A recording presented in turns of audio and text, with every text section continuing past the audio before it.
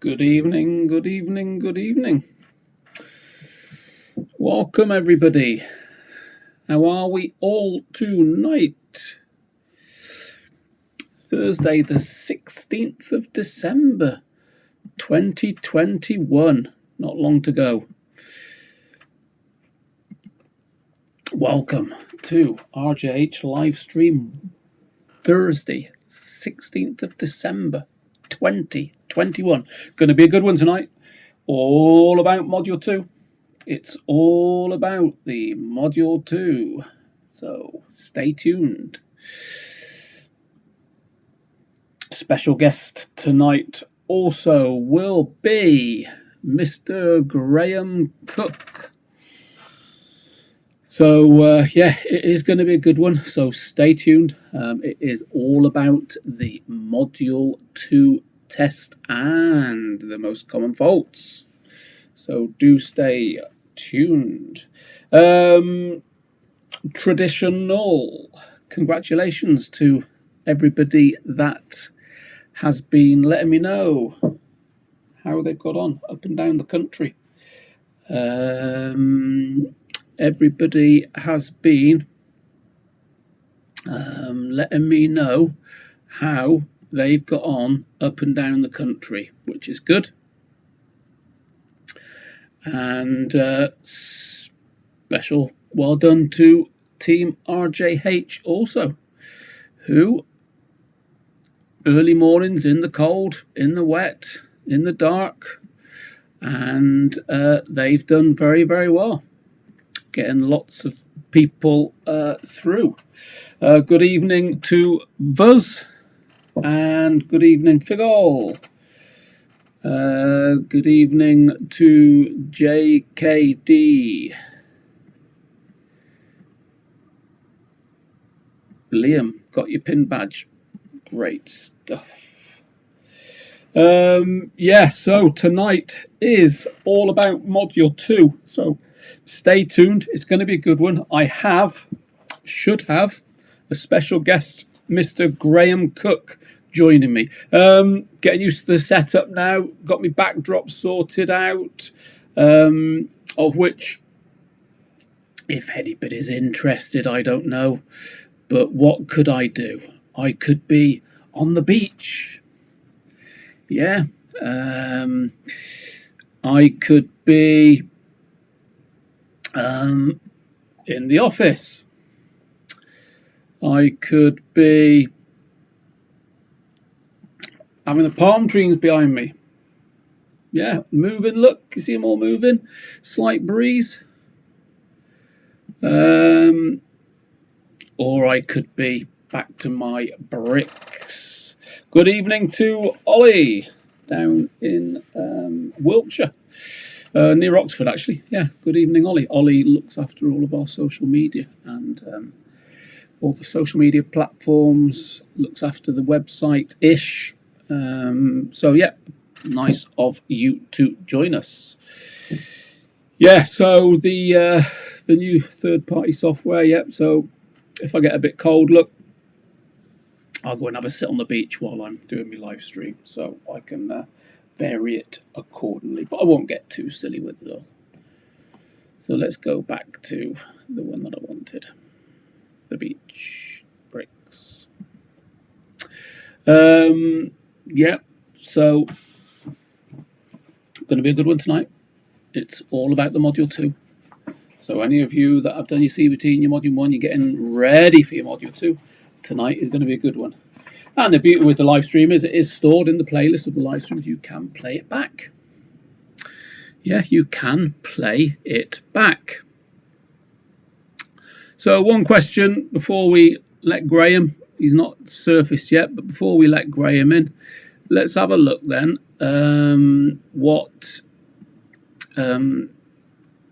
Why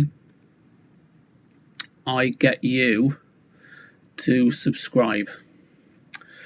So there we are. Why do we want you to subscribe? So if there's any new viewers on watching, this is why we get you to subscribe to the channel. Weekly live streams, and in the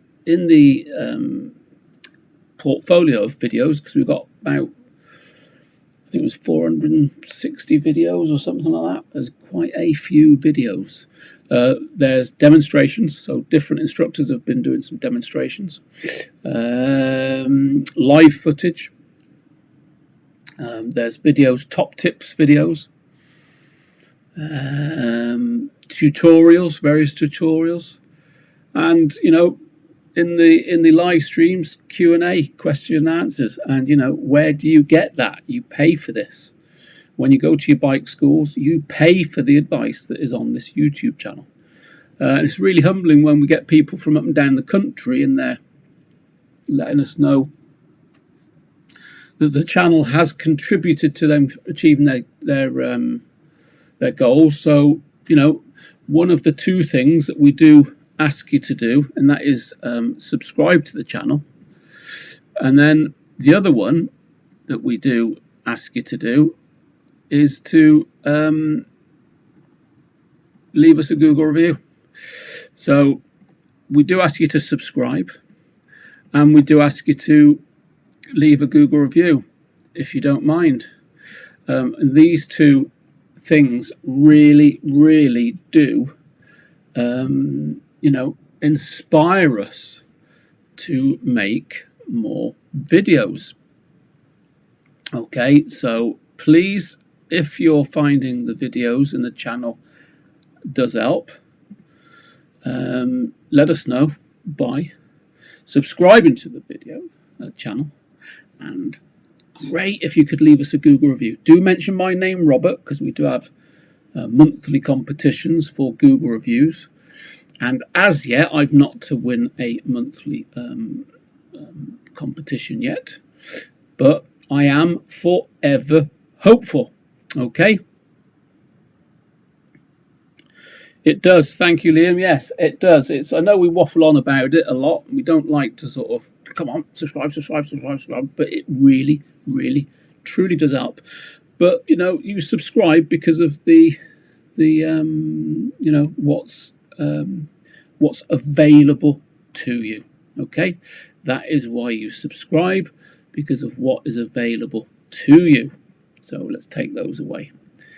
So yeah, tonight Mr. Graham Cook, who's one of our centre managers, is going to be joining us. I think I said about 8:10 to 8:15.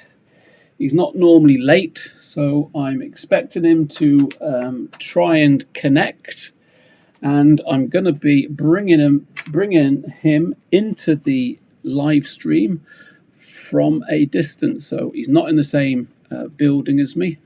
He's in a separate building. He's at home. So all being well, Mr. Graham Cook will be attempting to get into the live stream shortly.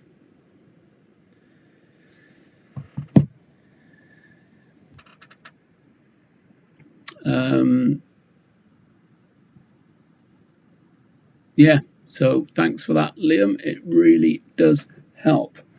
So very nearly at Christmas then, aren't we? 16th of December. 10 days, it'll all be over. In 10 days' time, it will all be over. That's how quick it comes round. Frightening. How quick. And yes, so and of course it's you know, not looking good for Mr. Boris, is it? So whatever he's doing. Good evening, Graham. Yeah, take your mute button off, mate. You're not. I can't hear you. So switch off your mute button. I'll let you into the live stream shortly. So I've got Graham in the chat room, or what we call in the green room. So Graham, you just need to turn your microphone off, because nobody will be able to hear you, mate. So have a little play around with your mic, and let's get that microphone switched off. You're on mute, Graham. Yeah, so I've got Graham in the guest room, so we'll be inviting him in shortly. Sort your mic out, Graham. You're on mute. Yeah, so not looking good from Downing Street, is it? With the increase of the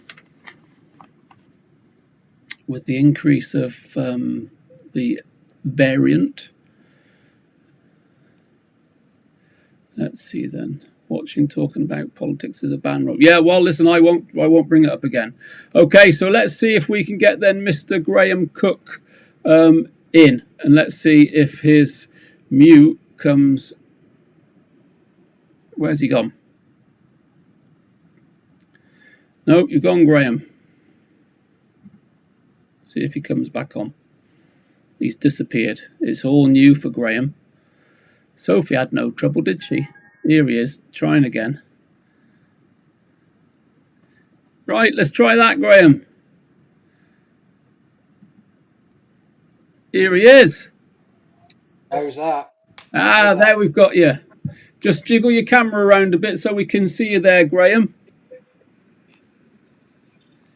There he is. How's that?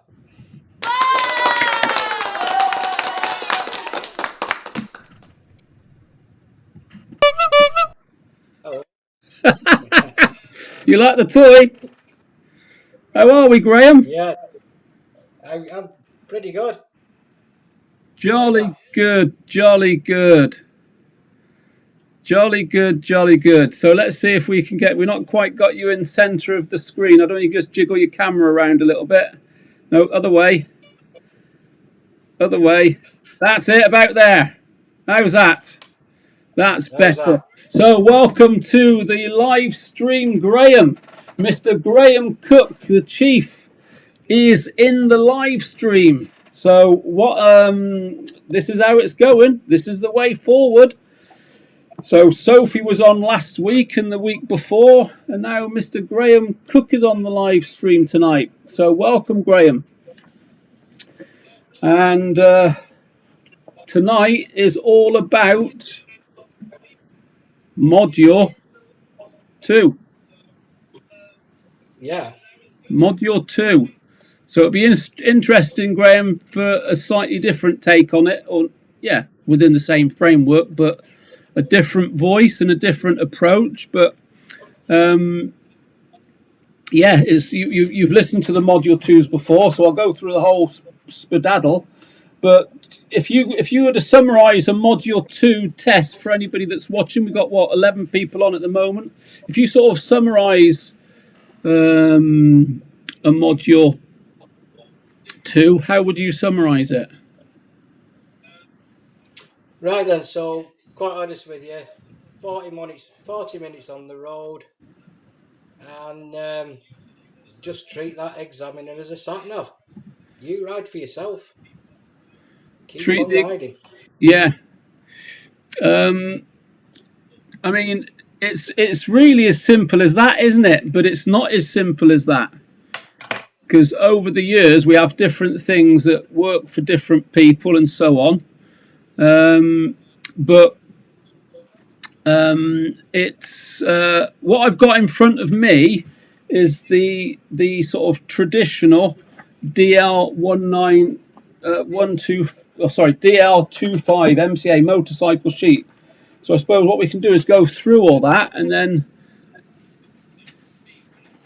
sort of you can put your bit in as well, can't you? But in the description below for anybody that's watching, we do have links to lots of videos that we've done over the years that are in relation to the topic, and it's in a good order as well. So let me get that up on the screen and we'll go through. And as I say to everybody all the time, Graham, if they people pay good money for all this information, we'll give them for free. Good money. Very good money. Yeah. Very good money. Have you got the chat room comments on your screen? I've not. I've got it on one of my other ones. You can play around and customize your screen. Yeah. But I'll call if you don't, I'll call it up anyway. And what device are you on, Graham? I'm on the iPad at the moment. iPad, good quality. Yeah, iPad at the moment. On the other side, I've got my phone that's still linked in Yeah. as well. So obviously on the phone itself, I can actually see what's coming through. Yeah. A few things there that I Yeah. can see on the. Yeah. So Stan Slavoch.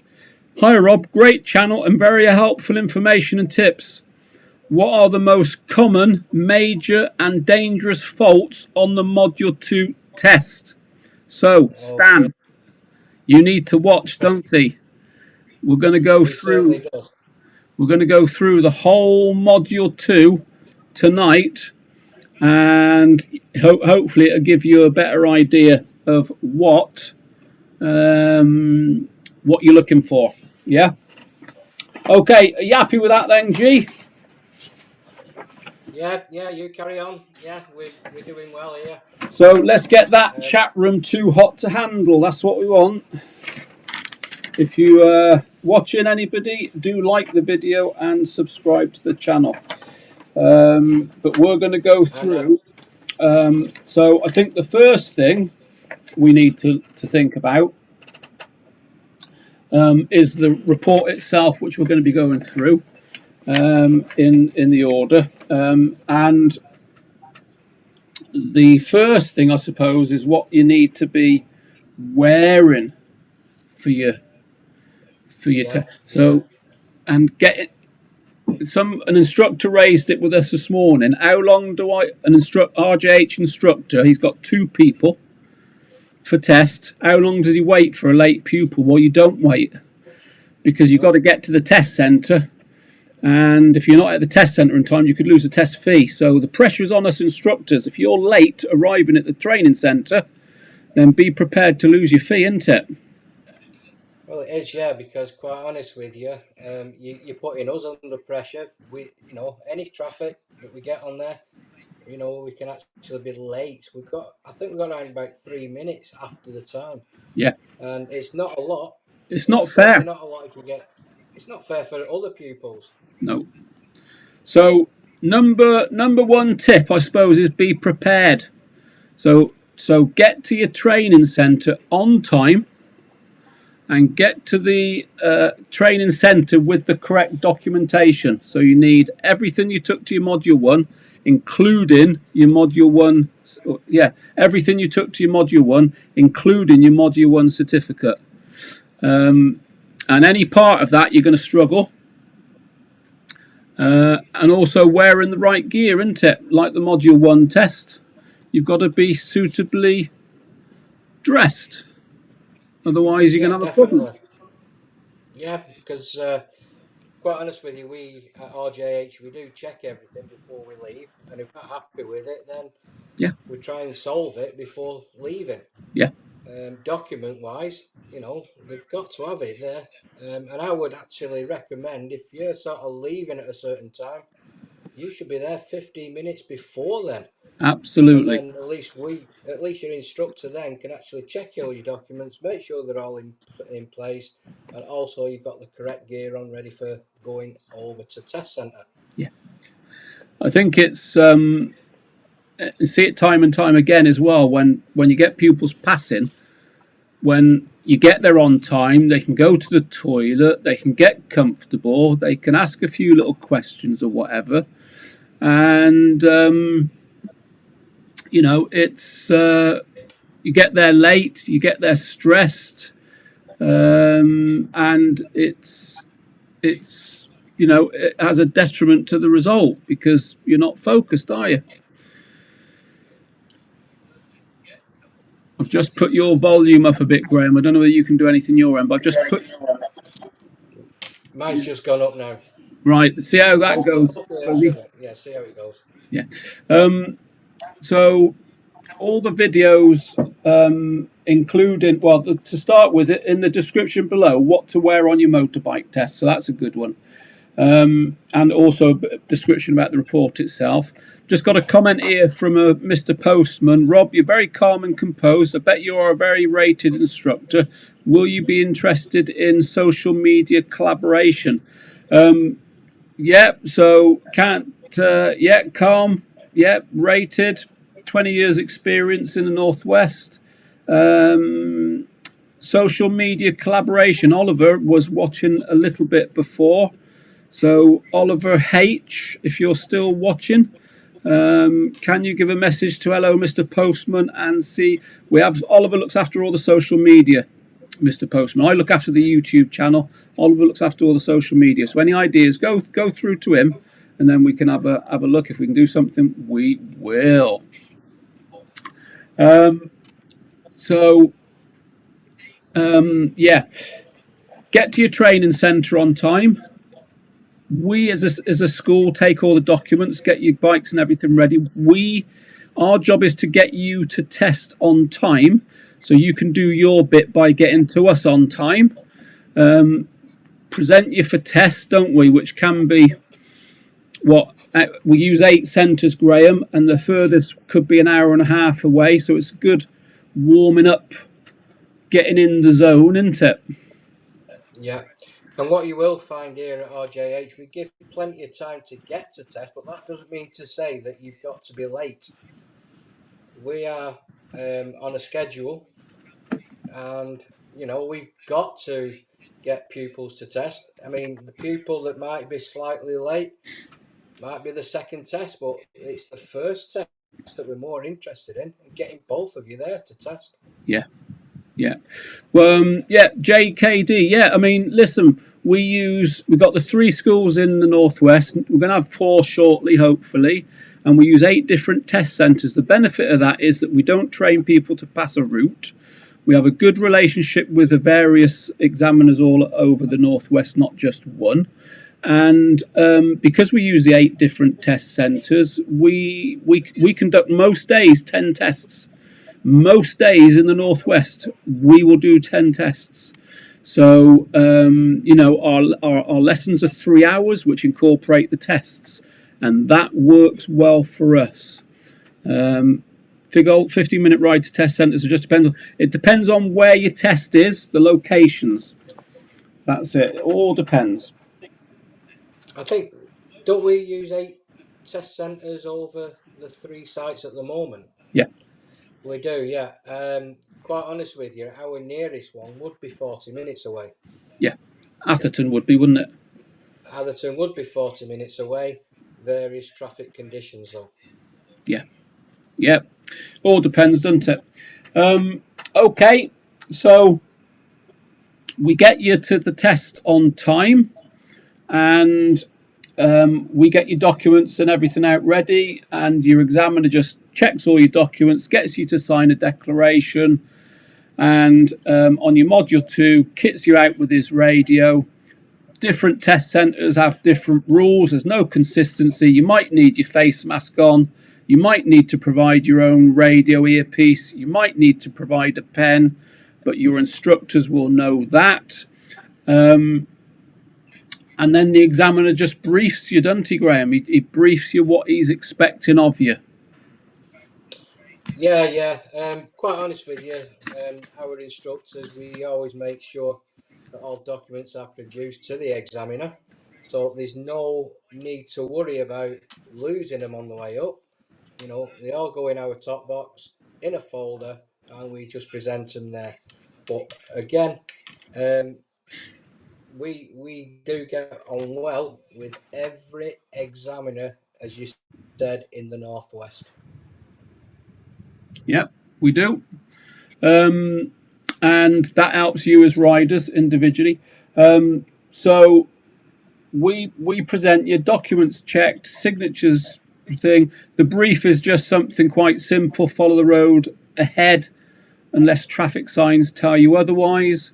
If I want you to turn left and right, I'll ask you to do in plenty of time. I'll ask you to pull over somewhere in the ride and we'll explain the independent, where you just follow the road signs for. If I ask you to pull over somewhere safe, do so. And if we get stopped at lights or anything like that, double yellows are acceptable. But he doesn't mention that in the brief, does he? He just mentions us to find somewhere safe. But we'll go on to the double yellow scenario in a minute. And I think he also says as well, ride for yourself, just like you've been out on your lessons. Just imagine you're out with your instructor. Forget about me. Just get on with it. Ride for yourself. That's what he sort of emphasises. Okay. He also says enjoy it. Enjoy it. Yeah, enjoy it. So the first thing then, outside eyesight check. So that's before he does anything, he will check your eyesight. So make sure if you need glasses, you take glasses, or make sure that you can read a number plate from 20.5 meters. Otherwise, the sort of protocol is if you struggle to read a number plate, it'll give you. I think he'll try a different one or different vehicle or different positioning. And if you struggle again, you go and get the test centre manager. And the test centre manager comes out with a tape, and then he'll measure it. And if you can't read it when it's measured, your test is terminated and you will lose your fee. So make sure that you can, read a number plate. JKD,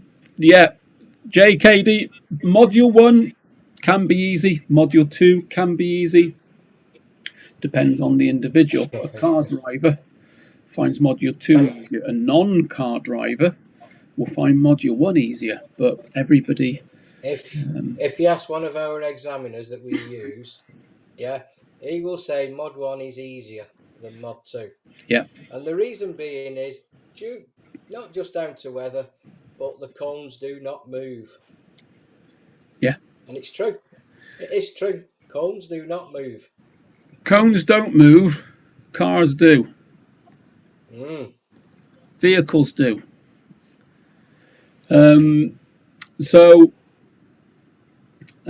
Eyesight check is okay. Show me over to your bike, and the examiner makes a note of the number plate, has a walk around your bike to make sure it's roadworthy and displaying our plates, and then he asks you one question on show me, one question on tell me, and one question on carrying a pillion passenger. And below is videos we've done in the past in the description of show me, tell me questions and pillion passenger questions. And that's the first time you can accumulate what is called faults. So if you don't answer these questions satisfactorily, you could get a fault, and you're not even got on the bike yet. 10 minor faults is a pass. 11 minor faults is a fail. 1 serious or 1 dangerous fault is a fail. Now, we have got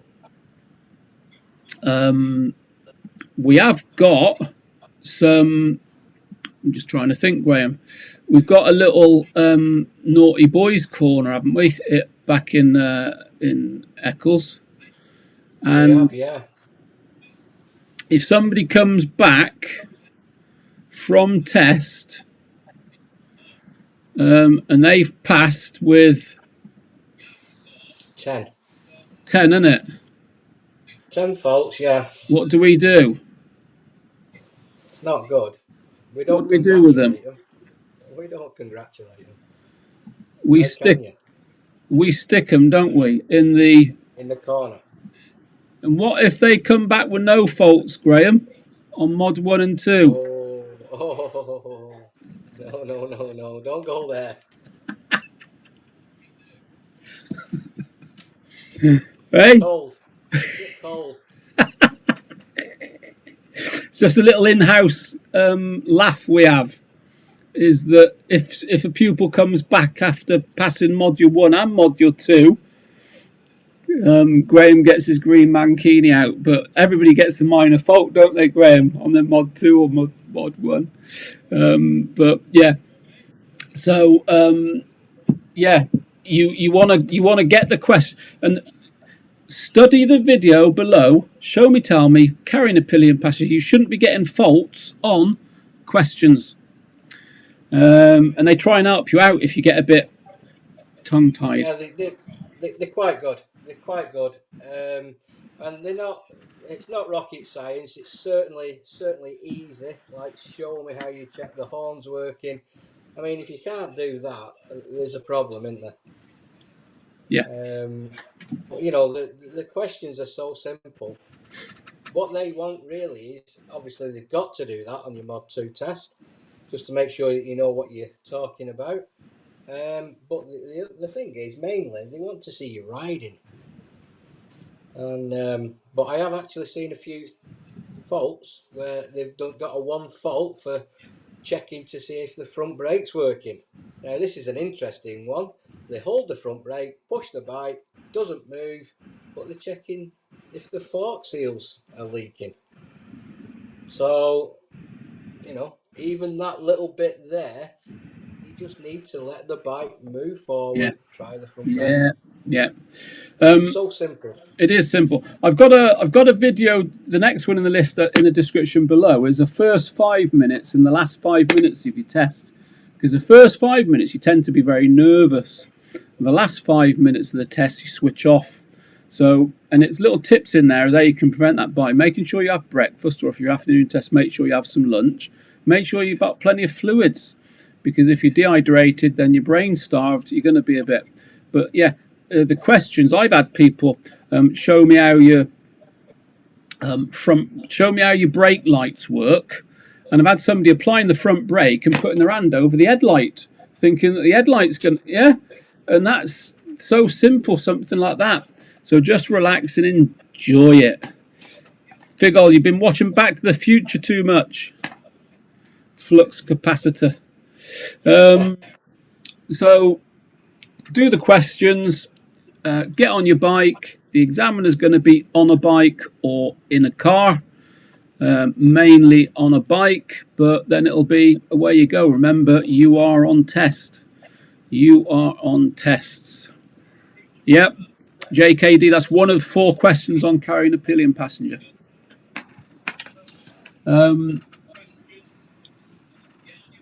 Now, effects. Yeah, the effects. I always say ABC to everybody.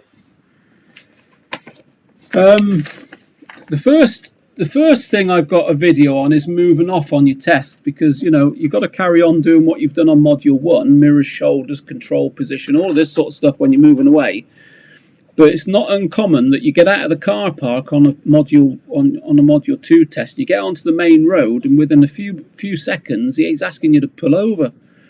And what happens is people wet themselves because they think they've done something wrong, which isn't the case. He could get you pulling over half a dozen times. So, and that's going back to the first 5 minutes, because you think you've done something wrong, you go and do something daft. He's just making sure that you can move off safely with other road users. So just think about what you're doing. Any moving off exercise, do not interfere with any other road user. So make sure it's clear. If you see something coming along in your mirror, wait, because he's good chance going to be going faster than what you think he is. There's another thing there as well. I mean, I've actually seen it myself when I actually followed an examiner. Moving away exercise, he certainly did all his observations. He checked his mirrors, he looked over his right shoulder just to make sure nothing was coming. As he was moving away, he didn't see this car coming. So as you're moving away, it's a good thing to say, let's have a good look in that mirror as you're moving away. Because if there is something coming, just wait. When you've made that, just wait. Yeah. Slow. Just come to a stop and wait again. Quite a common. Well worth just checking that mirror again. Yeah. It's quite common, isn't it? When somebody's moving off on their test, they pick up a serious fault because they've misjudged how fast this car or whatever was coming, or a van, taxi, or even more worrying, they haven't even seen it. But yeah, so moving off, as I say, it could be half a dozen times on your test, if not more. It could be on a hill. It could be behind a parked vehicle. So think, don't get too close, don't interfere with people. Don't get one of those serious or dangerous faults. There's another thing on there, Rob, that, you know, when you're sort of looking at what gap do we use? You know, Sorry? because it's what gap is there for you to be used? Because quite honest with you, a lot of people think, oh, my examiner's got to come out with me as well. Yeah. He doesn't. He doesn't. Forget about him. Yeah. You have to forget about him. He will catch you up. Yeah, and moving off, in the description below is also the video that I've done on can I stop on double yellow lines. So there's a myth about stopping on double yellow lines. Well, in certain situations you can stop on double yellow lines on your test, but then there's situations that you wouldn't want to park on them. So watch that video. Any questions, then get back to us. Okay, there's even a good tip about the perfect hill start in the description below. So, you know, a moving off exercise could be, you know, there's a lot of moving off exercises, so make sure you're comfortable with them. Now, so we're going to start really then going on to the score sheet, Graham, in number 13, which is rear obs, because anything prior to number 13, I think, is, you know, module 1, keep that standard going for your module 1, and don't drop that standard. But before we go on to number 13 on the score sheet, because we've got quite a few people just watching at the moment now, and I'm suspecting there could be some new people watching. And what I just want to do is just get something on the middle here to all these new viewers, and just why do we ask you to subscribe to the channel? Okay, so any of you new viewers that are watching, why do we get you to subscribe to the channel? There's a lot of reasons why we get you to subscribe, and I suppose the biggest thing for now is that it's the live streams, and there's nobody else really doing live streams on module 1, module 2, CBT live streams, and it is invaluable. It's free advice, and we're getting viewers from up and down the country, and even in Europe people come on and watch. So it's a small favour in return for all the free advice that you're getting from us. Please support the channel by subscribing. And we want this comment room, want this chat room to be so hot to handle. The more questions you ask, the more input you put in, the more the algorithms of YouTube spread it out, and we'll get more people watching it tonight. So we've got 21 people watching, but only 11 people have liked the video. So there's a lot of people watching, but they haven't liked the video. So let's press that like button, press that subscribe button, and it will help us out. And before we go on to... Yep. The other thing is, let's get some of these, get some questions in. Get some questions. That's what we're here for. Absolutely. If you're from up and down the country and you can't sort of directly, you're not directly our customers, but you're benefiting from our services, get on that Google, leave us a review. You know, these are the few little things that we like you to do in return for what you're about to receive on the live stream. Okay. Right, so number 13, Graham, is the rear observations. Now, the description is you should use the mirrors fitted to your machine safely and effectively. Where mirrors were not sufficient, for example, covering blind spots, you must take rear observations, your lifesavers.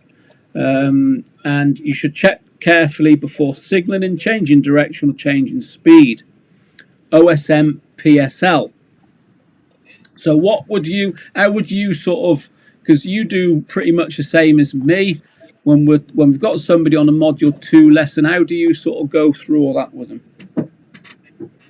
Well, quite honest with you, I mean, yeah, you've got to make sure that you're certainly doing these observations.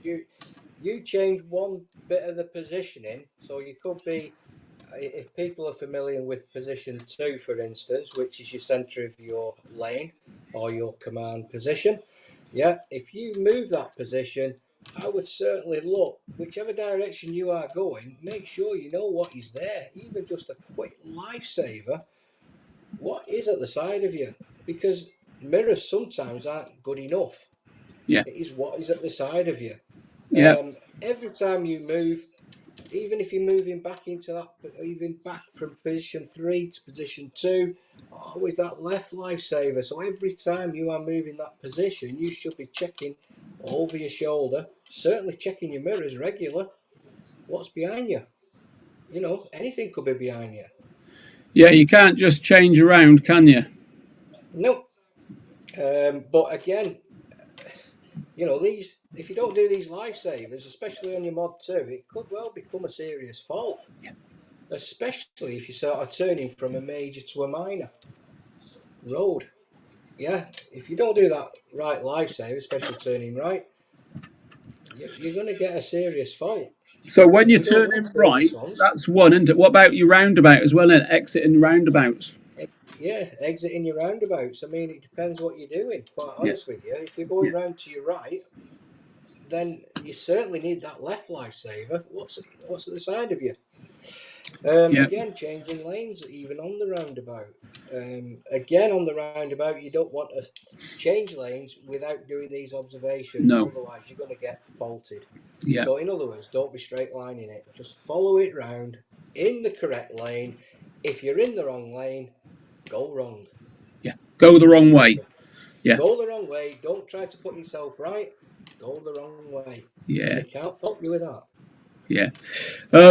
Okay, good. So rear ob's really quite important on a bike because of your vulnerability. So don't just, you got to take into effect what's going on around you before you do anything. Into the chat room then we got True Dog. Got to take my mod 2 again in the new year. Failed last one with 2 minors but 1 serious for judgment meeting. Gutted but onwards and upwards. Hope you guys are well on panel and in chat. Yeah. So, yeah, I mean, meeting traffic, we'll go on to that in a minute, but yeah, it's quite a common one, meeting traffic, and it's just a bit more forward planning and, you know, just don't interfere with anybody, isn't it? Sort of hold back. Good evening, Hader. Hader's in the chat room. And JKD. So if you keep repeating the same minus fault, it becomes a major issue. Not necessarily, Liam. So 3 minor faults goes into a serious. Not necessarily. It's at the discretion of the examiner, who will take into account your whole riding. Because I have had people with 5 minor faults of the same subject and they have passed. So yeah, it's all down to the individual in that time with the examiner and so on. But yeah, I think the less minors you get, the more chance, isn't it? Now, just to recap on all what Graham's saying there about the rear obs, again, there is a fantastic video down below, rear observations explained, and a demonstration. It happens to be me on my old Honda Pan-European ST1300. Yeah, That's going back then, isn't it? that's 5 years old, but it's a good one. It's got a lot of views on that one. Number 14 is signals. So signals, you should only use, you should have only used the signals shown in highway code. You should have signaled clearly to let others know what you intended to do, particularly if it would help other road users or pedestrians. You should always signal in good time and ensure that the signal has been cancelled after the manoeuvre has been completed. So on signals, Graham, we've got necessary, correctly, and timing. So want to have a chat about them? Yeah, What's your... yeah. So Yeah, I mean, quite honestly with you, when they say about timing of the indicator, basically what it is the examiner's going to give you plenty of notice at the end of the road. I want you to turn left. Now, the timing of these, there could be a couple of left turns well before this. So what you don't want to be doing is putting that indicator on. He's just letting you know what he's doing. He's just giving you a direction, left or right, end of the road, turning left. But it does not mean to say that you've got to check your mirrors, put your left indicator on. You don't wait until you've gone past all these before you actually do it. Yeah. But again, it's plenty of notice he's going to give you. The timing of it, correctly. Certainly mirrors before indicating. Certainly mirrors before indicating. What was the other one? Observation, signal, maneuver. Signals. Is it necessary? So necessary then. So what we're thinking about necessary, well, if you go around a parked vehicle, for instance, it could be a parked vehicle, it could be a cyclist, it could be roadwork, a skip, anything like that. You move that position, not necessarily need to put that indicator on. If you sort of check your mirrors, looked over your right shoulder, move to position 3, you've actually signalled to somebody behind you what you're actually doing without even putting an indicator on. Yeah. Because if you put that indicator on and there's a right turn quite close and there's a car coming out of it, he's probably thinking you're turning right and he'll come right out in front of you. So again, look at the bigger picture. Look at that bigger picture. Yeah. I think your positioning is a very powerful indicator of what you're going to do. And then after that positioning, if you go and put an indicator on, it can confuse people, can't it? So now, what's the biggest sort of error of indicators, Graham, on test? Leaving them on after they've turned. Now, yeah, so new road, cancel your indicator. It just so happens there's a video down below in the description, and it's one I did in lockdown actually. Although I could get out. We weren't in lockdown. I could get out, but we weren't able to teach. But it is top tips to ensure how you can cancel your indicators off, because we've all got our own little ways. But I've done a video on, and the feedback coming in that video is fantastic. So have a look at it. Some top tips as to how you can make sure you turn the indicator off on your test, because of course if the examiner comes in on the radio and tells you to turn it off, it's very likely that that's going to be a serious or dangerous fault, isn't it? It is, yeah. Does it need an indicator to blink 3 times before I change position? Interesting. Not really. I think it's important. I would suspect that Stan, I would suspect that your instructor has possibly told you that, and I think I can explain why he's probably told you that, and that is to separate the indicator from the manoeuvre. So of course, if you put your indicator on and make your manoeuvre straight away, then there's no time to react or respond to stuff. So it may be that he's telling you to indicate, let it flash for 3 times before you go. But in certain times, I would say that's too long a gap. So the important thing is you make your own decision based on what you see. And I would say as long as you indicate to notify and you then make the manoeuvre, that's probably what my understanding of that would be. Okay, can I give you a little tip what I usually tell a majority of our pupils? Yeah.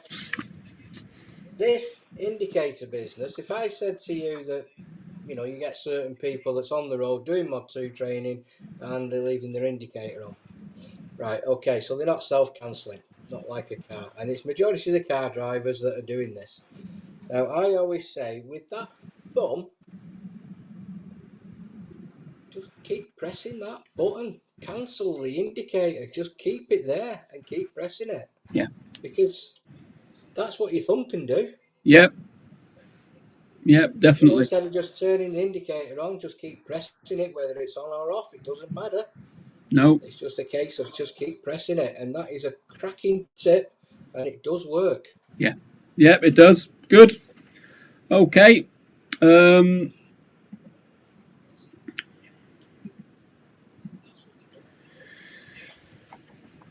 So, next one. Number 15 is clearance to obstructions. So, clearance to obstructions. Now, in the description, you need to give parked vehicles and other obstructions safe clearance when passing. Watch out for changing situations such as pedestrians walking out in between parked cars, doors opening, vehicles trying to move off.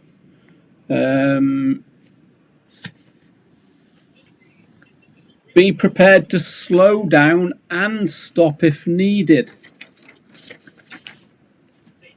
Now, what is that distance? Well, we're going back to CVT, really, aren't we? The distance is a metre, the door width.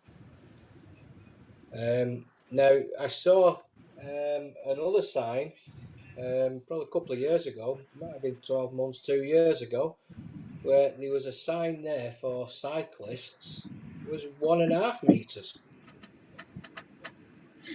Yeah, So give that distance, because cyclists are unpredictable. yeah. Cyclists are I unpredictable. think I'll always give as much room as I can if it's clear. But minimum really wants to be a metre, doesn't it? But But what you've got to watch as well on your tests, especially, you're overtaking a parked vehicle, and you've got a gap there, and then there's other cars coming the other way. You don't really want to go too close to the oncoming vehicles, neither. no.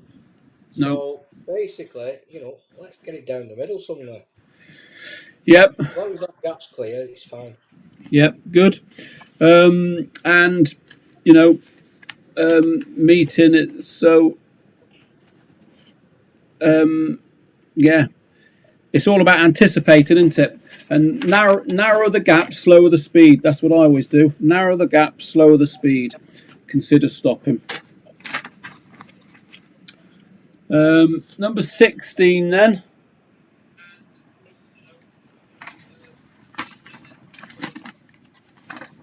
There is that's there. Number 16 then is it's the one I sort of think is probably the biggest one on a test. Not saying the others are not important, but this one is it's headed responding to signs and signals. And so often, isn't it, that okay, Fred, are you going to slow down? You've just gone into a 30. Don't go down there, Fred, it's no entry. Don't stop there, Fred, it zigzags. Go, Fred, the traffic light's on green. And it's responding to signs and signals. And I think, for me, you're more likely to miss signs if you know the area. Oh, I want to do my test in Macclesfield. Why? Well, I was born and bred there. Okay, do your test in Macclesfield, take you to Macclesfield, fail your test. And that's what happens. So if we take somebody to Darwin, Graham, you're going over, don't they? And they say, oh, I don't know Darwin, I don't know Darwin. Well, you don't need to know Darwin. And I think if you're from an area that you don't know, you're looking for signs and signals, because that's in our instincts.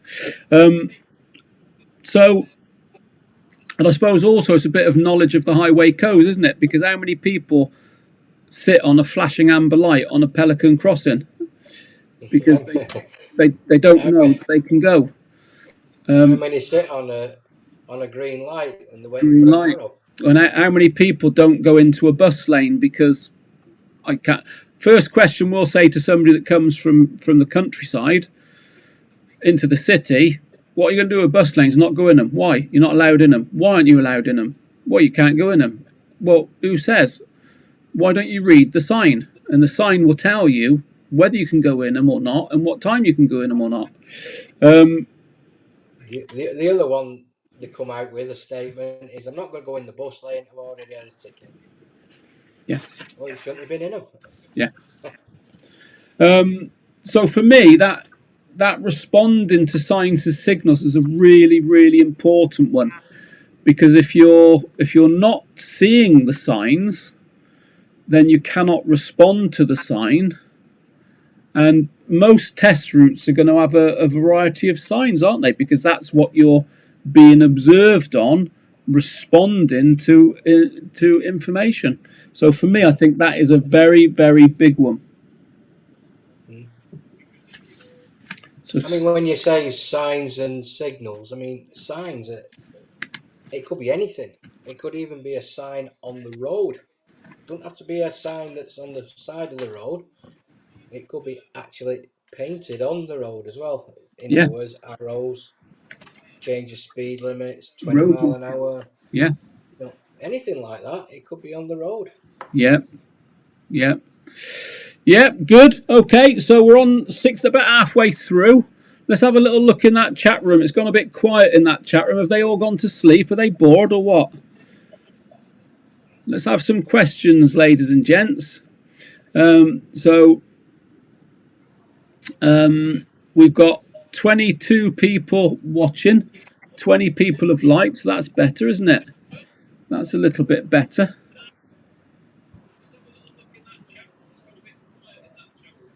And let's see if we can get a few more questions in the chat room. I want to see some steam coming out of that chat room. Who's ready to do the Mod 2 test? That's one question, isn't it? Who is ready? Who's passed the test?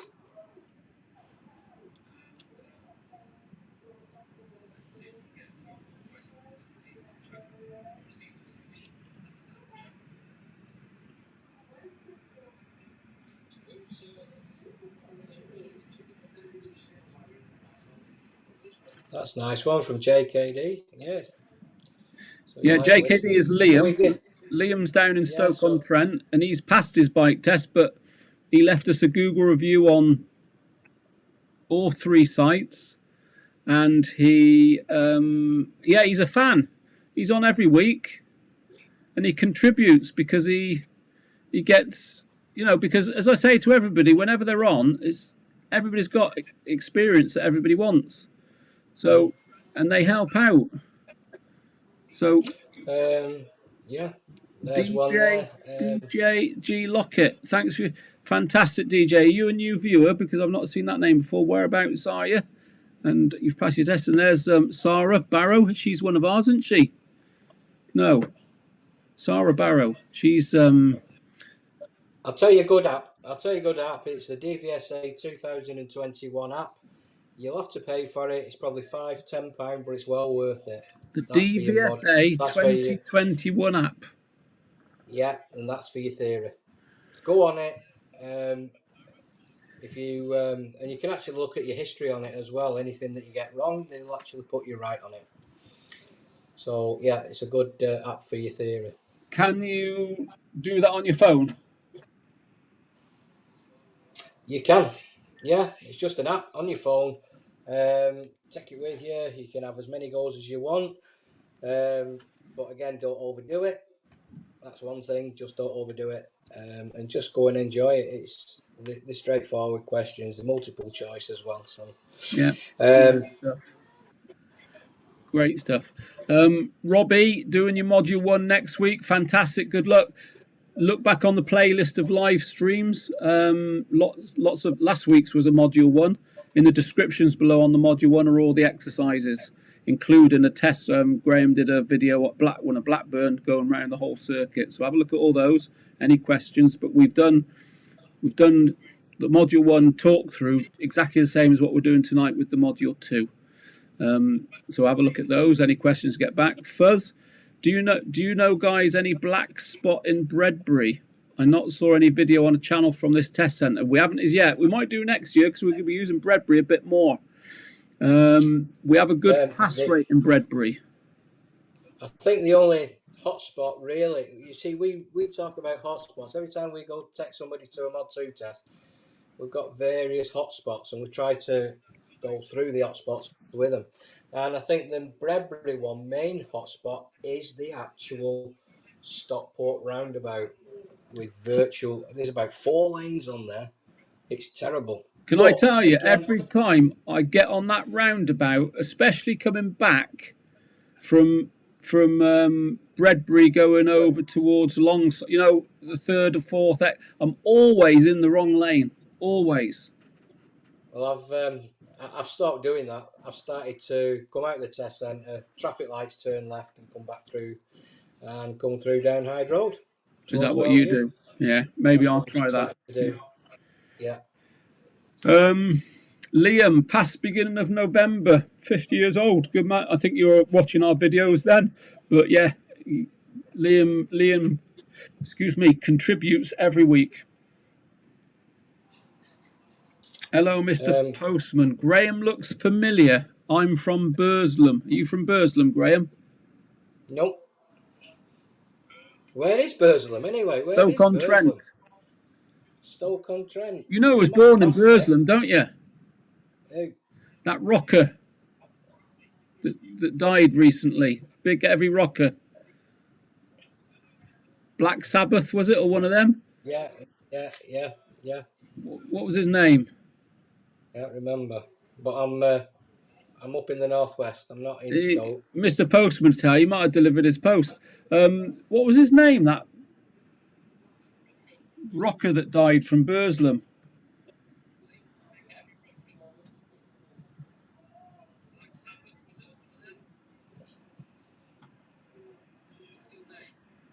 Lemmy.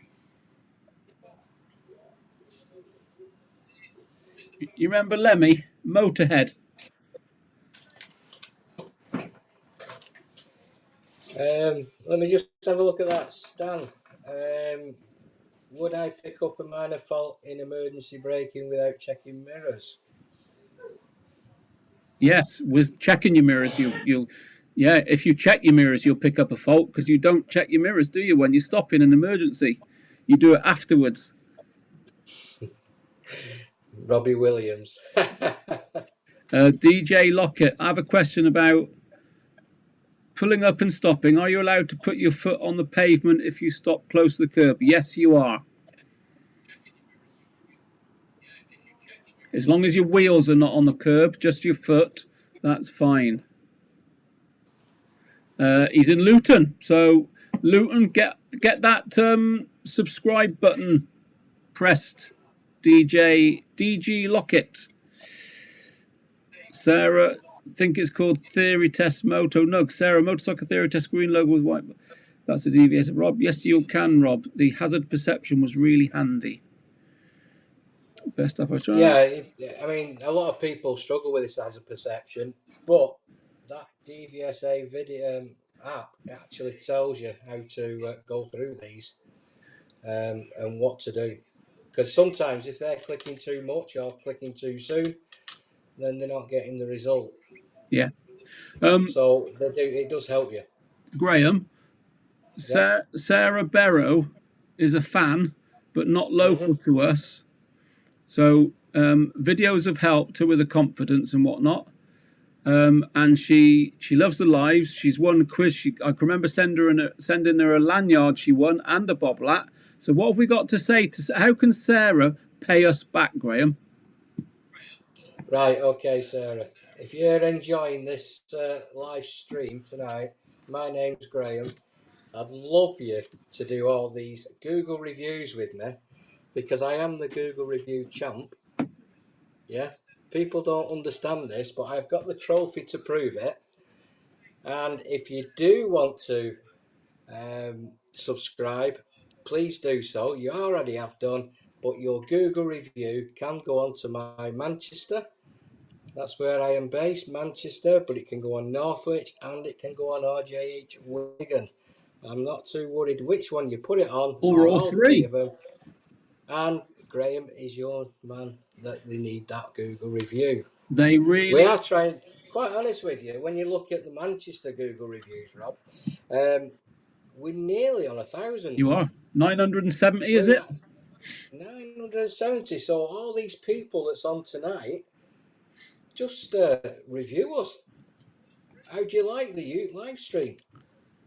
Just review us. Just mention the We'd love YouTube it. channel. Yeah. Yeah, yeah. No, it's Just definitely mention my name as well. definitely worthwhile. Yeah. Robbie, watch some more good stuff. Any questions, comment away. We'll always get back to you. Stan, would I pick up a minor fault emergency braking without checking? Well, you would with, so don't check your mirrors until you've finished. Lemmy, yeah, that's the one. Lemmy was the rocker. And Robbie Williams was from down in Burslem, yes. Or not far from there. Jeff Nichols. Don't know about that one. You can rewatch a Hazard Viz. Hey, MT Rider, that's a new one, isn't it? MT Rider, are you new to the channel? All about Mod 2 tonight, so welcome. Where are you from as well? Yeah, Where are you from? where are you from? Get typing Okay. away. Get typing away. Shall we get back on track then, Graham? Yeah, next one. Number 17 is headed use of speed. The description is you should have made safe and reasonable progress, keeping in mind the road, traffic and weather conditions, road signs and speed limits. You need to show confidence based on sound judgment, remembering at all times that you must be able to stop within the distance you can see the road to be clear. Yeah, a lot of people on the Mod 2s miss the sign. Now, there's a couple of things that you could be thinking is sometimes, it depends the examiner, if there's nothing behind you, then you could get away from it. Could get away off it, yeah. But he might even just say to you, I just remind you now, you are now in a 40. So obviously you've missed the sign. Yeah. But the thing is, if you're in a 40, down to a 30, you've missed that sign, the good chances are that examiner is going to go further and further and further away from you. So that's giving you an indication that you've just missed it. So why not come back down again? Yeah. Yeah.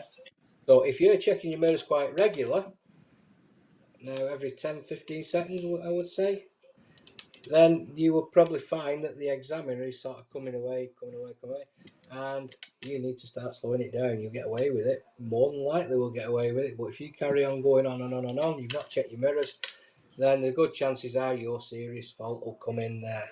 Yeah. Yeah. Yeah, I think it's important. They like to see a brisk ride, don't they? Like to get you up to the limits where you can. But that's they where, like they like you to get going. They don't want you to be hanging about. But if you're in a 40, get going. 50, get going. As long as it's safe to do so, obviously. But take into account the conditions. Thank you, Sarah, for leaving a review at RJH Northwich, RJH Manchester next, and RJH Wigan. How are we doing there then? You've got MT Rider is from Dorset. Yeah, we just had a look at that one from Dorset. Theory test next week. Yeah, good luck on it. Again, we've just been saying about the app that you can actually download, which is the DVSA Motorcycle Theory Test 2021. Always download it, it's well worth doing. Yeah. And if you're not subscribed, get subscribed, please. Thus, if on a sign is 40 and will I ride 35, will it be a fault? 35's not bad. If you're doing under 35, I think you've got a problem. So yeah, in between 35 and 40. Yeah, 1 down, 2 to go, Liam. So Sarah, we just need Manchester and Wigan. And of course, anybody else that feels they want to leave us a review, we won't complain, will we? No. Following distance. We will always say thank you very much. We will. Following distance, number 18. So you should have kept a safe distance between you and the vehicle in front. You should have been able to stop safely well within the distance. You can see the road to be clear. Leave extra distance in wet or slippery conditions. Now, that was an interesting one the other day at test centre. So, yeah, it was wet, really wet, and we was looking at 4 seconds, but even the examiner was saying you should have been a bit more than that because of the poor weather conditions. Right. And it was surprising, this one, because he said, really and truly, how are you going to count that 4 seconds? Well, we know how to count that 4 seconds, yeah, because obviously it's a fixed point on possibility like a lamp post or something like that, garden gate. But he felt that he was too close on various occasions. Yeah. And, you know, even though we said 4 seconds, he thought it should have been a little bit more. Yeah. But that was interesting. That was Yeah. an interesting one. So it's a 2 seconds or 4 seconds. And what about if you're getting up behind cars at lights and stuff like that, Graham, or junctions? Yeah, I think you should be at least two bike lengths back. Don't get too close, because what if that car decides to roll back? What if it broke down? You've got to get round it. And this is what the examiner is going to tell you. If you get too close to it, especially at traffic lights, junctions, or anything like that, he's going to fault you. Yeah. He is going to fault you, because, again, he's watching to see, can you get round it if it broke down? What if it was on a hill and it rolled back on you? Yeah. You know, yeah. You've got to be at least 2 bike lengths back, at least. Yeah. Yeah. So, good. yeah, keep your distance. Good. And yeah, you can judge the stopping distance, following distance by your fixed marker into only a fool breaks a 2 second rule. If it's raining, double it twice. Say it twice. I think they do look at it quite carefully if it's raining. They do like you to be riding according to the conditions. Okay, good. 19, maintaining progress. So we'll go on to that one in a minute. Empty rider, is it best to do direct access? Got my CBT thinking of doing direct access after I've passed my theory test. You got any tips? There's no right or wrong answer. So speak to your training school before you do your CBT, and go and see them. Or, you know, if you wait to do your CBT, take the advice of your instructor. We get a lot of people do it all together, and we get some people that do a CBT and ride for a few months, get some experience. So what I would say to you, empty rider, is there's no right or wrong answer. Go and speak to your training school.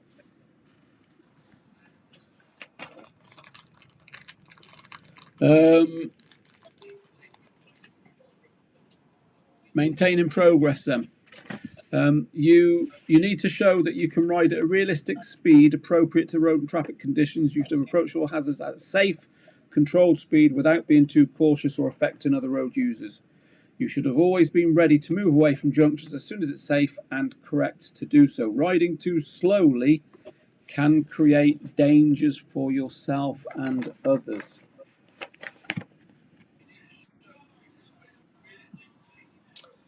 Yeah, you're right there, Rob. Only a fool breaks the 2 second rule. But poor weather conditions, you know, make it a little bit more, at least 4. Yeah. So the 2 headings on that are appropriate speed, undue hesitation. So get up to speeds if you can. Undue hesitation, I think for me, the biggest thing with undue hesitation is that the test candidate hasn't listened to the examiner at the beginning and in his brief. Oh, she's done all 3. Hey, all Fantastic. 3. All 3. Got to be worth a pin badge, hasn't it, Robert?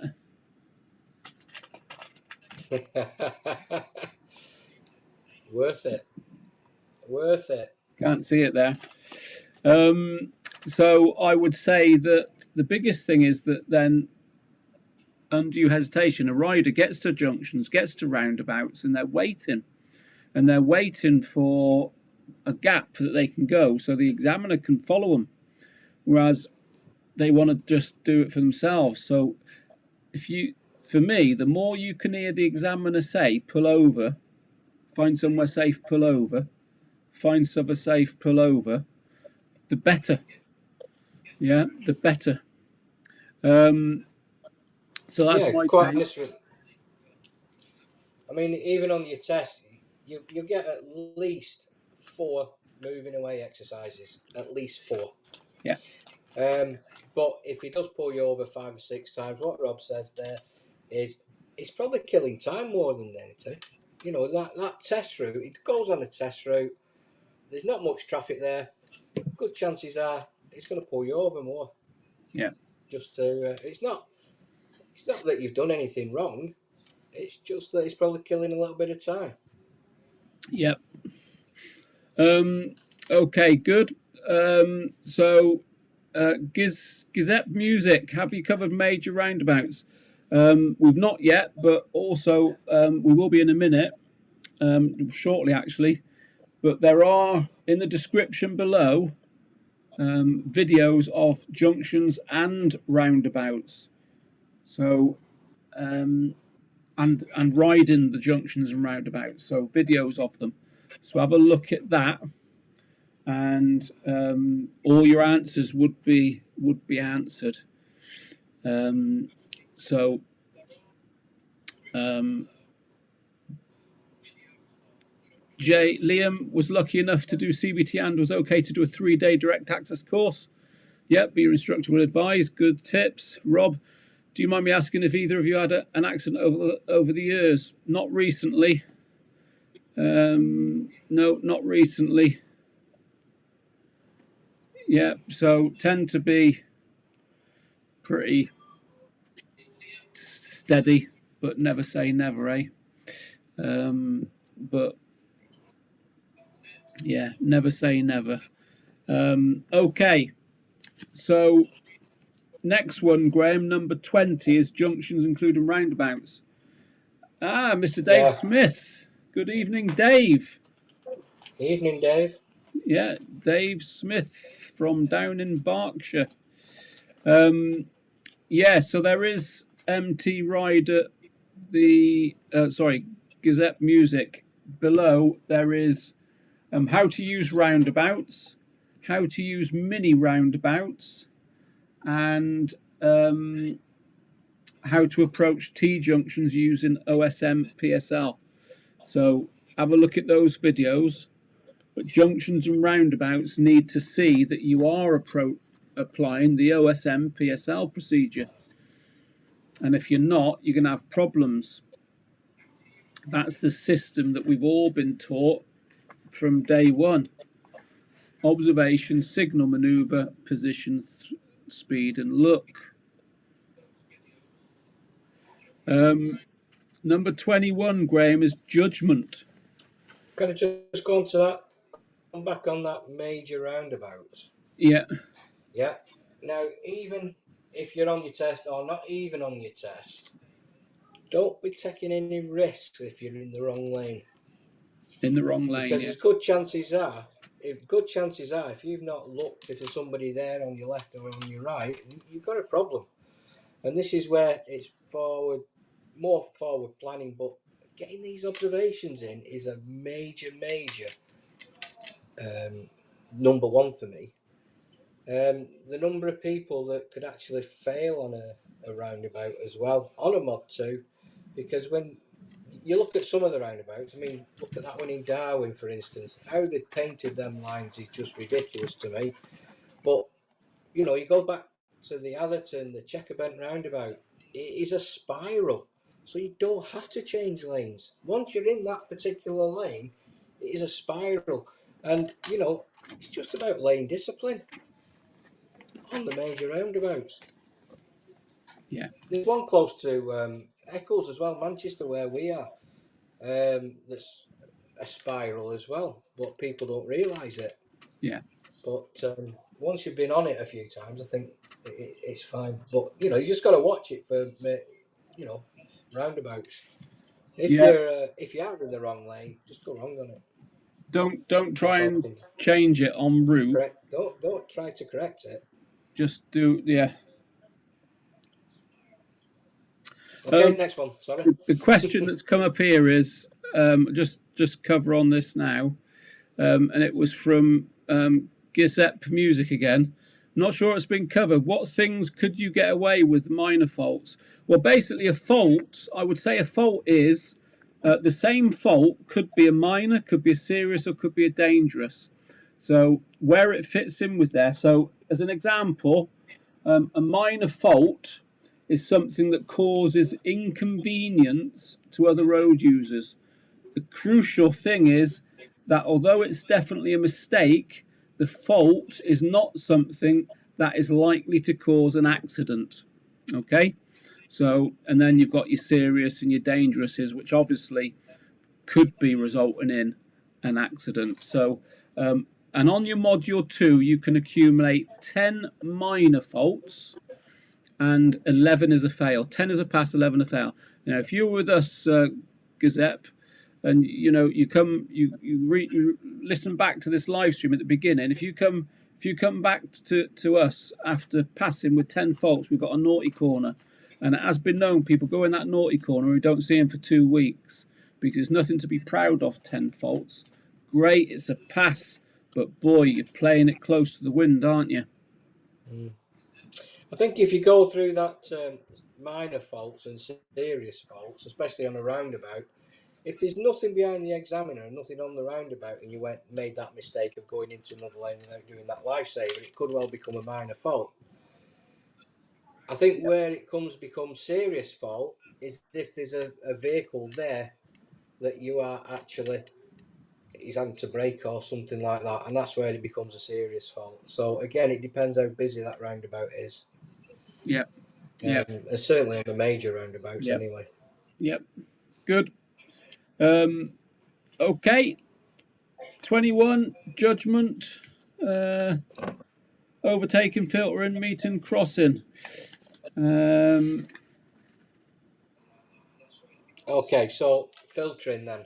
It's not recommended on your test, I wouldn't have thought so. If you did get stuck in a lot of traffic, the examiner would probably redirect you and take you on a slightly different route. Now, I've actually had it where the examiner's actually asked the pupil, would you like to filter through? And if he didn't feel confident enough, he doesn't have to do it. And I have known that the examiner's actually gone in front just to get through the traffic, and then they carried on. Yeah. But I certainly wouldn't filter, not on your test. Not on your test. Meeting traffic, crossing traffic. Yeah, so when you look at meeting, crossing, that's when basically you're doing from, I think, a major to a minor, and you've got cars coming towards you. Have you got the right gap? Has that car got to brake? Should you have stopped? This then becomes like a minor to a major fault. And don't interfere. You need to make sure you're not interfering, don't you? But the other thing is, you could get a car turning in front of you where, really and truly, you know, if you can actually see that coming, you should be checking your mirrors. What's behind you? Kind of slow it down a little bit. Yeah. On the crossing traffic, one thing that I sort of put into my thing, because people on a test don't know how to respond to somebody flashing their headlights at them. And they say, oh, can't go in the highway code, you've got to stop, what's warning. But on test, if you interpret it correctly, and that flashing of the light is for you to go, and you can go safely, then go. Yeah. There's another one, meeting and crossing. I think, you know, like you're on a major, you're turning right into a minor road. You've got cars waiting to come out of that side street, and if you let them out, you've got to then say who has got right of way, because you could be holding all the traffic up. You don't be letting them out. No. You should be blocking this. You should be blocking their entrance so that they can't come out. Yep. So don't be thinking, oh, I'm being cautious, or I'm this, that, and that. I'll let him out just to, and it's not the case. You know, he could become a serious fault here. Yep. with the meeting traffic, so you've got obstructions on your side, so you need to potentially hold back. If you've got obstructions on the opposite side, you should have right of way, but cars will generally come through on your side of the road, so you need to be flexible with your position and maybe position one. And then I think with stationary vehicles on both, obstructions on both sides, it's not first come, first served. You've got to be planning ahead and just work it out between the two of you. Don't interfere. Don't interfere. Just, always forward plan, hold back if you need to, get your speed down if you need to, but just show the examiner that you're sort of taking everything into account. What you don't want to be doing is bullying your way through and making people slow down and all this stuff. There's a message there, Rob, from that Sarah Barrow. If you leave your indicator on too many times, can it turn into serious? You could leave your indicator on loads of times, but as long as you turn it off. But it's as soon as the examiner intervenes and then says, you've still got your indicator on, and that's when it then becomes a serious fault. He will let you carry on, and hopefully you'll turn it off, so he will give you a little bit of time before you can actually turn it off anyway. But if it continues, I think he will come over the radio and say you've still got your indicator on. But as soon as he mentions that, I think that's it. Yeah, I think he'll leave it as long as he can, but he's then got a duty of care, hasn't he? He's got a duty of care to tell you to turn it off, and it's at that point where you're going to struggle. What I would say, Sarah, is watch the videos, the links below. There is a great video I've done on top tips to how you can ensure you turn your indicator off. All right, so watch that video. Okay, getting through them, so not far now then. We've got a great video below on positioning. That's the next subject, which is number 22, when you should position your vehicle, your machine in a safe position, and be flexible with that positioning. You've got we call it 3 positions. 1, that's to the left, a meter from the left. 2, in the center, command. 3, a meter from the right if you're turning right. And it's using all those positions according to the situation. So be flexible. So we'll talk about positioning on bends. That's number 26.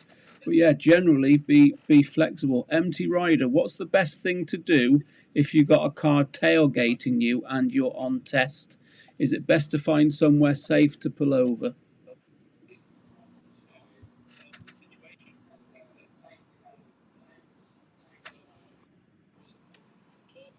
What do you think, G? Well, usually your examiner's behind you, isn't there?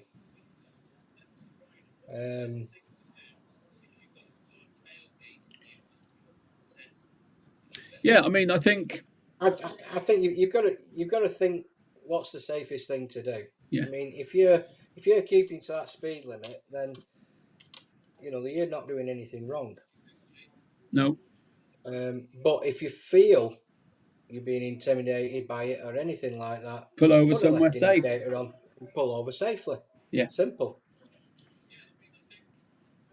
But what you could try also is just to flick the brake light, couldn't you? Just flick the front brake lever, get the brake light on, and he may just back off then. So maybe give him that option first, just to let him know that you're uncomfortable with him up close. But safety first always, isn't it? Mm-hmm.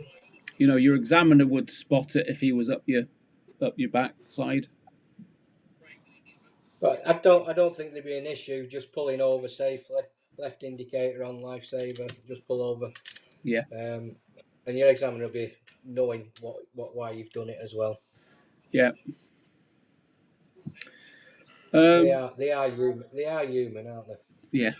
Number 23, pedestrian crossings. So you need to identify the different types of crossings, take the correct action. So what you got? Puffin, toucan, pelican, zebra. zebra. There's a new one in Stockport, and tiger or something like that. Was it or tiger or Where's this crow? going? A crow or something like that. It is. So yeah, just approach them safely, scanning around, anticipate somebody walking up, pressing the button, that sort of thing. Zebra crossing. How would you deal with a zebra crossing then? Do you beckon people across? Should you? No, anybody that's on the close to that zebra crossing, you should be checking your mirror, slowing down, coming to a stop, letting through. Yeah. Number 24 is position normal stop. So you need to choose safe, legal, convenient places to stop. So we've got that video down below about that. But places to avoid, raised curbs, zigzags, double yellows, bends, brow of a hill, within 10 metres of a junction, bus stops. Is that that one there? What you're just talking about, Rob? Are we still? Are we going to be talking about an actual stop junction? You need to choose safe, legal, convenient place to stop close to the edge of the road, where you will not obstruct the road and create a hazard. Yeah. I'm just going to go back on a junction there then, especially a stop junction. Solid white So line. if you get a solid white line at a stop junction, you must stop with your left foot down, first gear. Now, if you decide to peep and creep, which we always call it, just creeping, you don't put your foot down, then you're going to get a serious fault because it is a stop junction. Yeah, and you will probably find on majority of your test routes that you will get a stop junction. Solid white line, left foot down. Must stop in whatever position you're in. Yeah, most definitely. And if you're a vehicle behind as well, isn't it? You need to go up to the front and stop. You can't just follow the vehicle in front through. Yeah. Gazette music. Can you fail if you stall your bike? Again, a stall could be a minor fault, serious or dangerous, depending on the situation. Depends on what's going on around. So we've had people come back and they've passed their test having stalled because there's nobody about. Whereas if you've got a queue of traffic behind you and you hold them all up, it's going to be a different matter. How do you know when you need to use your horn on your Mod 2? Well, if you've got somebody that doesn't know you're there and they're coming towards you, then beep your horn. As an example, somebody's reversing out of a driveway when you're coming along. Somebody's pulling out at a junction and they haven't seen you. Use your horn to alert people. Mm-hmm. Yeah, I had that the other week where a guy come off his Mod 2 test. He actually passed his test, and he said he just said to the examiner, "Did you see that guy?" He said, "I was about to pit me on." He said, "Well, why didn't you?" He said, "Because I would have done." Yeah. Yeah. So different scenarios, isn't it? Different scenarios there. Stan, at relatively slow speed, can I use only rear brake to slow down and stop without accumulated volt? Yep. Always recommend slow speed back brake only anyway. So not a problem with that, Stan. Number 25 is awareness and planning. And you have to be alert, don't you? You have to plan. And the further ahead you can plan, then the more time and stuff you got to deal with stuff. So plan, awareness, be aware of everything that's going on around you and plan. Very important. Yeah, always look where it depends the distance. Yeah, how far can you see up that road? Yeah. Yeah, and that's the main one. How far can you see up the road? Yeah. What is up there? There could be a bus in front of you. It's going to stop. What position do you want to be in? Yeah. Yeah, how far behind that bus do you want to be? So Yeah. it's all about planning. Yeah. All about planning. Okay. Number 26, bends. Do you want to go through bends, G? Yeah. So basically, when you're looking at the bends, you want to be in a correct position because if you were on a bend and it was going round to your right, for instance, yeah, so the road bends to the right, you should be in a position, we call it position 1, which if I said to you that on the road you'll probably see SLOW, slow. If you aim to get your bike in between the S and the L, that's quite, I call it slightly left, quite honest with you. But you'd be able to go around that bend and your vision limit point is a lot better. What you can see around that bend is in that position 1, as we call it, or in between the S and the L. Once you get out of that bend, then obviously you can get back to that position 2, your command position, and carry on riding. If you get to a bend where it's got the black and white chevron, then yeah, you can slow it down, can drop a gear, can accelerate out of the bend, get back up to the speed again. But you don't want to be, if you're in a 40 mile an hour, dropping to something like 25, 30, it's not good enough.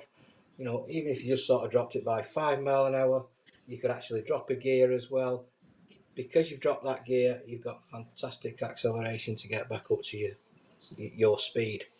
Now, roundabout, when you're going round a bend on the left, then you don't want to be in position 3. You don't want to be any near to that white line because it then becomes dangerous and you could create a serious fault on there. You want to be in position 2, which is your centre of your lane. And again, depends on the severity of the bend. You could sort of slow it down, check your mirrors, slow down a little bit, drop a gear if necessary, but do not brake on a bend. Do not be braking on a bend. No. If anything, use your engine braking. Get round the bend, accelerate out, get back up to speed again. And that's what they like. They want you to get moving. Yeah. Yeah, So it's all about approaching it correctly, isn't it? Approach it at the right speed, in the right gear, in the right position. So, yeah, you don't want to be close to, I mean, you get some test routes where they've got twisty bends and you don't want to get on here to the white line. Otherwise, you're going to start thinking about serious faults again. Yeah. Because if a wagon comes around that corner, you're in trouble. Yeah. So, good. Plan it. Just plan it. Plan it. The last one I think really on worth mentioning is eco-safe riding. Now, we get a lot of people that have got a 2-stroke background and they're revving the bleeding nuts off the throttle, aren't they? When they're at stationary, rum, and this sort of thing. And that's what they're after, isn't it? Sort of thinking in the environment and travelling in the highest possible gear and just let the engine tick over without revving it unnecessarily. And that's sort of eco-safe. Let's go back to the chat room a minute. Dave Giuseppe Music, thank you. I'm not sure if it's been covered. How do I know the speed of road? And it's more than 30 if I've missed the speed signs. Very difficult. If you miss the speed signs, you're in trouble. You do get repeaters, though. Could be repeaters, but that's possibly going to be too late, isn't it? But yeah, you need to be really observing and try not to miss the speed signs. That's all I would say. The other thing is on the speed signs, it doesn't mean to say that it's going to be on your left hand side. It could be on your right hand side. So look either side of the road. If you look in and it's 20 or 30, then yeah, I mean you can't tell, can you? There's another good thing about it as well is if you've got a speed sign and it's sort of covered by trees or anything like that, the examiner will know that. He will let you know. Yeah. He will certainly let you know. He's not out there to catch you out or anything like that. He will tell you. He's not. So that's getting pretty much through the sheet, and it's good. 26 people watching, 25 likes. So well done, everyone. I stuck the little sign in the middle again. had a few Google reviews tonight on the back of that. If you've liked the live stream, they are weekly, so we'll start to see more of the live streams introducing and inviting some of the other instructors in as well, so it's all good that way. So next week you might see Sylvia or Sophie might come back again, or one of the others might want to come and join in. But yeah, subscribed to the Peter Curran. Yeah, good evening. Good evening, Peter. Peter Curran. Do sort of pop in and set that reminder button on, because there is a lot of content on the channel, an awful lot of content. How many points can you get on a CBT license, and what will happen? Over to you, Graham. For what? More points, better prizes, isn't it? Well, 12 points, isn't it? You get your ban. Is it 12 points? You lose your license. Don't you get after 6 on a provisional? The new Driver Act. If you pass your full car test, and you get all motorbike tests and get 6 points within, is it the first 12 months? Yeah. It's either 6 or 12 months. Yeah.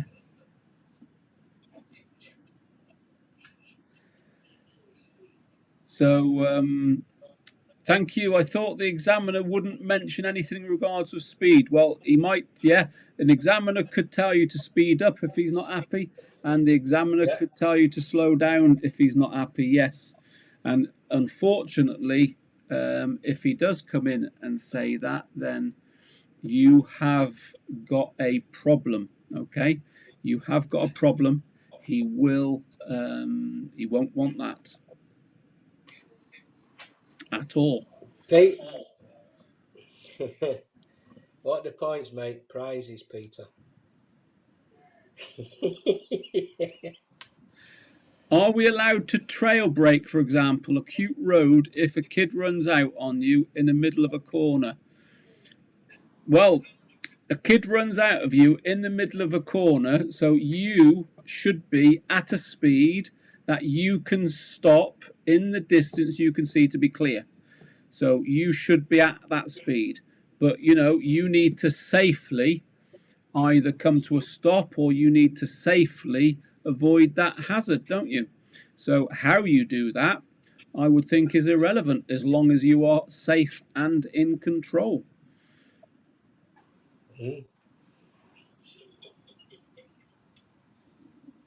Yes, it does, Rob. It does mix it up, and that is the future. The future of the live streams will be inviting other team members in, because it does mix it up nicely. Yes, it does mix it up nicely.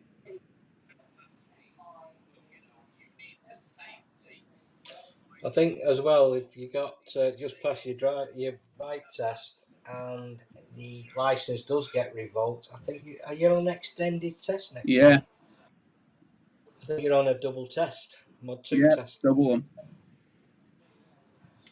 Yep. Okay then. So I suppose after that then, Graham, you've sort of done all that. You come back in, or the independent ride, we mentioned that in between, where you're just following the road signs. That's generally nothing to worry about. No, it usually is road signs, but you can actually get where you can get some test routes where they will give you probably 4 or 5 different directions, left and right and stuff. But the thing is, if you've done the first 2, for instance, and you forgot, just nod your head and they will come back over the radio and let you know. Yeah. But again, it's not out to catch you out. It's not a memory test or anything like that. Just get on with it. Yeah. Yep, you do. Would you say an overall tip for Mod 2 is to ride comfortably, such as accelerating correctly, road position? Yes. So you want it to be a nice, smooth ride. So if you've been riding for 4 years on a CBT, yeah, you've got your confidence, but don't be overconfident.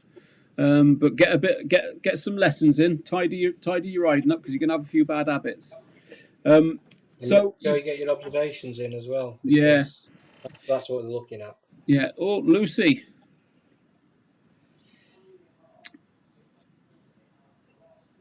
So, Lucy, thank you very much for that. That's what makes us continue to make videos and live streams. That sort of feedback. Where are you from, Lucy? So you can answer that. What I would say, Lucy, if you're not subscribed, please subscribe and join in on the live streams because you have a lot of experience that these other newbies want. You can help us out. And in the middle there, you've got two things I want you to do: subscribe to the channel and please leave us a Google review, because that feedback that you have just put on there is invaluable to us. So thank you very much for that, Lucy. Oh, third question: what bike are you riding? The other thing is, we've got how many weeks to go? 2 weeks now to the end of the year. Do you think we can get that 1,000 Google reviews in Manchester? Hope so. Yeah, you never know. You can keep plugging away at it. You'll get there eventually, whether it's going to be in the next 2 weeks. So then, what happens when you get back to the test centre, Graham? What the examiner then? Okay, so once you get back, obviously he's watching you parking up. As soon as you're off the bike, that is when you are off test. You were still on test whilst you're on the bike, so parking the bike up, you are still on test. Once you get off the bike, you'll walk then to the debrief room. Obviously, we're not allowed to go into the actual Lucy is from Liverpool. waiting rooms. Did my test in St Helens. Who was the examiner? Who was your examiner at St Helens? Yeah, so basically, he will be doing like his little bit of his report, and then he will invite your instructor for the debrief if you want him to, or she. And that's when you get your result. So he's going to come to you, and hopefully he's going to say to you, "Okay, that is the end of the test. I am pleased to tell you you have passed." Now, if there is any faults, he'll go through them, because there might be some faults where he wants you to have a think about it.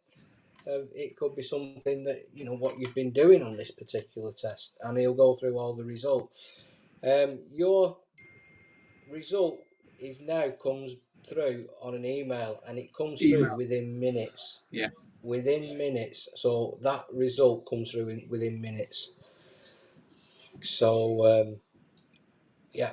And what But happens? if you have failed, he will let you know where you failed as well. So if you've got a serious fault, he will let you know, and he'll explain it as well. What But he'll what also happens? wish you good luck on your next one as well. Yeah. What happens with your test, with your license? So let them send it away, because they tell you it should come back within 20 days, as long as you don't want your license for 20 days. But at the moment, it's coming back within 7 to 10 days. Now, they are prepared to take your license away from you, send it away, and you'll get the category back onto your license within 7 days. Your new license will come through the post, as long as your address is still the same on your driving license.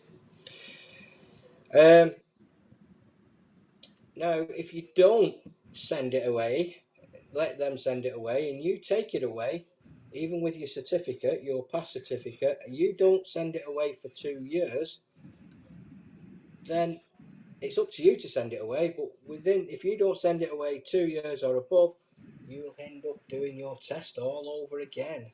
So it is well worth them sending that license away. Well worth it. Yeah. Don't put the pressure on yourself. No. Don't put the pressure on yourself. But the other thing is, if you've got the old paper part of the license, you've got to do it yourself anyway, because you've got to get a card license Photo. anyway. Yeah. But if you can, Now, it's best to let him have it, isn't it? if you've just changed address, then again, probably advise for you to send it straight away. Get the license, the address changed as well. So, Yeah. Lucy, dark hair, not sure of his name. Could have been Darren.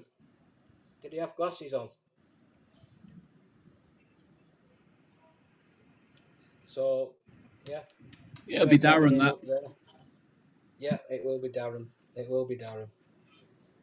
So I'm up there at St Helens tomorrow, and I've got Darren the examiner up there as well. So I'm in St Helens tomorrow. Where are you, Rob? Atherton. Atherton, I think. Atherton. Yeah. Atherton. Yeah. Yeah. So little tip if it helps, I was told by my examiner, if on a roundabout, if there is an arrow to turn, don't indicate. That got me a mark. So always indicate. Not sure why I was told not to. Yeah, we would always indicate. Even if it's a directional arrow, still indicate. Liam passed on a Thursday. New licence was back on the Monday. Yeah, less than 5 days, 2 of which were... Licences, to be honest with you, are pretty quick coming back.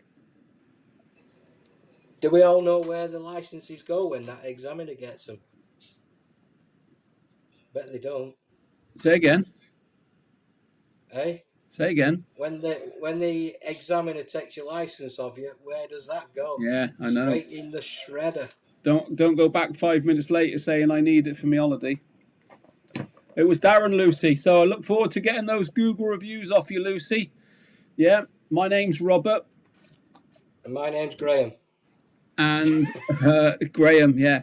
So, right, ladies and gents, that's the Mod 2. It's been very good tonight. Might be one of our best live streams, Graham. And it's had a lot of interaction, a lot of people commenting, liking, Thank you very much. People subscribing, got some few Google reviews, so everybody's happy. And no, you don't indicate going straight on at a mini roundabout. It's not enough time. Indicate left, indicate right, but not straight on. Yes, in the shadow, Liam. So what can I say, everybody? It's nearly 2 hours. So, Rob, if you're at a junction and 2 lanes are for turning right and you're in the left lane, do you still indicate right? Yes, you do. So what I'm going to do then, I think we'll wrap it up. We must thank Graham for giving up his time this evening, nearly 2 hours. So thanks very much, Graham. And it's been a pleasure. And thank you to everybody that has sat in and watched and contributed. So thank you very much, Lucy. Look forward to seeing y'all. Yeah. Let's get going. Take care, everybody. And next live stream will be Sunday. So look after yourselves. Thanks, Graham. All the best. See you tomorrow. Thanks a lot. Yeah. Thanks, bye, everyone. everyone. Bye. Bye. Speak to you